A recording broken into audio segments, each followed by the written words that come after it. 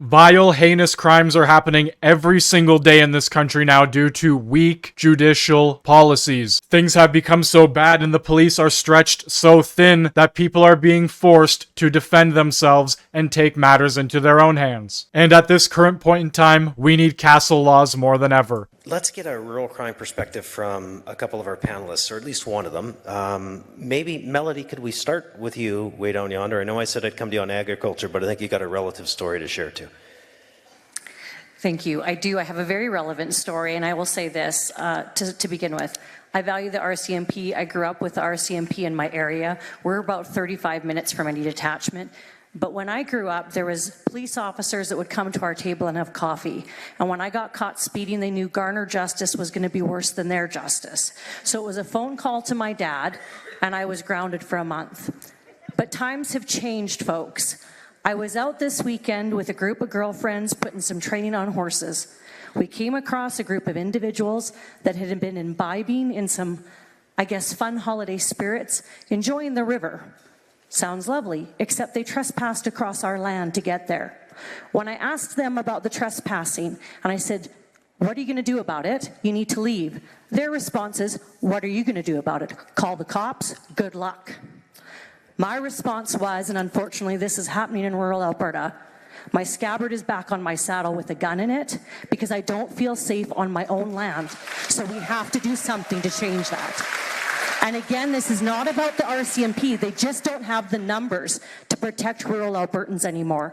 And I see that with firsthand experience from this weekend again. As far as police services go, what's the difference between a provincial police force and what we already have in place with the rise in crime all over the country? You've got a 5-year-old sexually assaulted in her house. It's awful. A guy got shot in his house. A woman was stabbed at a park. And these people are getting off. They're getting back out of jail, back on the streets. And so Alberta Police Force, RCMP, what's the real difference? Like, are these people going to be able to stay in jail? Excellent question. Excellent question. So, yeah, Premier, I know you can answer this. I just want to say this is part of the catch and release system that the Deputy Premier, the Minister of Public Safety, Mike Ellis, is always calling Ottawa out on. Is it not? It is, and I wouldn't mind if Bruce would comment on this one too, but what I will say is we're watching to see what happens in the fall, because when a police officer was murdered in Ontario, Doug Ford got all the premiers to say we need to address this policy. Similar terrible tragedy happened in Manitoba, and Wabkanu said we need to address this policy. So it doesn't matter where you are on the political spectrum, all of the premiers are saying that if somebody is violent and a danger to their community, it doesn't matter what their history is.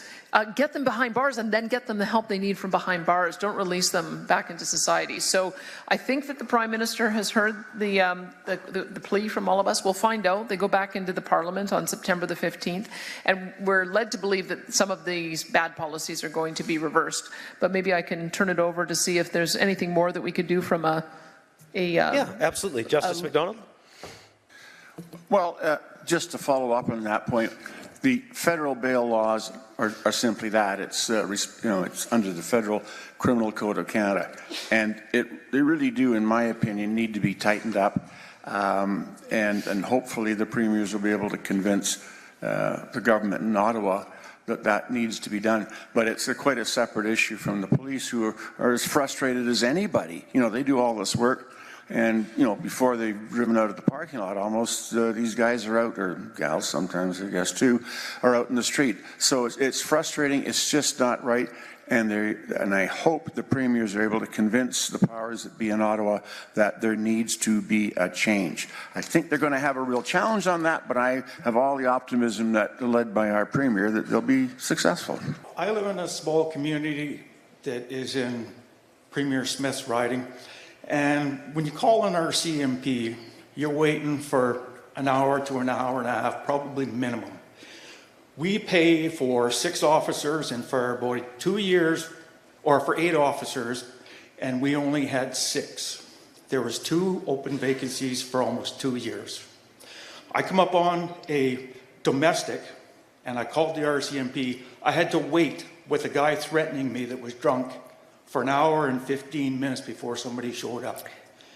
I would prefer to have an Alberta policing force that is local, that is able to respond quicker, because the local detachment of the RCMP is stretched so thin, and they've got such a massive landmass that it takes forever. Are you in Dunmore, sir? Where's Redcliffe. Redcliffe, yeah, okay. Premier, you might have touched on this already, but in terms of the numbers, maybe it's worth reiterating. What you're describing is, as Andrew was saying, it's not, I mean, it's worse than some other detachments. Mike went up to one of the detachments up north that should have had a complement of 23, and they had 5 or 6 officers. So there are vacancies all over the place. It's at 20 to 30% or higher, and it's all across the country.